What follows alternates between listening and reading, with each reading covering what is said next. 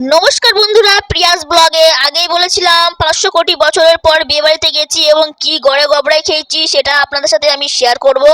তো এই যে প্রথমে মেনু কার্ডটা আমি দেখিয়ে দিলাম। তো প্রথমেই চলে এলো আমার কাছে বেবি নান, অ্যান্ড বেবি নানের পর চলে এলো আমাদের কিমা চানা। সত্যি বলছি খুবই ভালো লাগছিল কিমা চানা। এবং তারপরে হচ্ছে আচারি আলুর দম, এটা আমি ফার্স্ট টাইম খেলাম। তারপর হচ্ছে যে একটু সালাড আমাকে দিয়েই দিয়েছিল, কিন্তু সত্যি বলছি মানে এটা খেতে খেতেই আমার অর্ধেক টাইম হয়ে গিয়েছিল। তো তারপরে একদম গরম গরম চলে এসেছিল ফিশ ফ্রাই। জাস্ট জাস্ট অসাধারণ। আর এই ফিশ ফ্রাইটা চাটনির সাথে খেতে বন্ধুরা কি যে বলবো, এডিটিং করার সময় আমার জাস্ট জিভে জল চলে আসছে।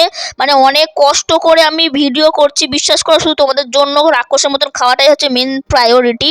তো যাই হোক, ফিশ ফ্রাইটা গবা গপ খেয়ে আমার কাছে চলে এলো পিস রাইস। পিস রাইসটা জাস্ট অসাধারণ। অ্যান্ড তারপরে চলে এলো হচ্ছে চিকেন মাহারানি। সত্যি বলছি চিকেন আমার বরাবর অতটা ভালো লাগে না, কিন্তু এখানে চিকেনটা জাস্ট অসাধারণ। এবং যেহেতু লেগ পিস পেয়েছি, আর লেগ পিসটা তো আমি দেখে আরও বেশি বেশি করে ভিডিও করছিলাম এবং আমার বরকে দেখাচ্ছিলাম। তো যাই হোক, চিকেনটা খেয়ে আমার খুব ভালো লাগলো। এবং সত্যি কথা বলতে ব্লগ করার একটা কি সুবিধা, এখানে প্রত্যেকটা ক্যাটারিংয়ের ছেলেগুলো এতটা কোঅপারেটিভ।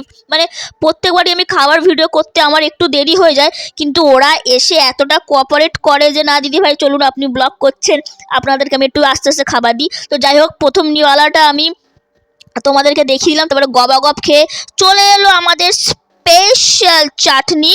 তারপরে চলে এলো পাঁপড়, আর পাঁপড়ে পরেই চলে এলো সন্দেশ রসগোল্লা।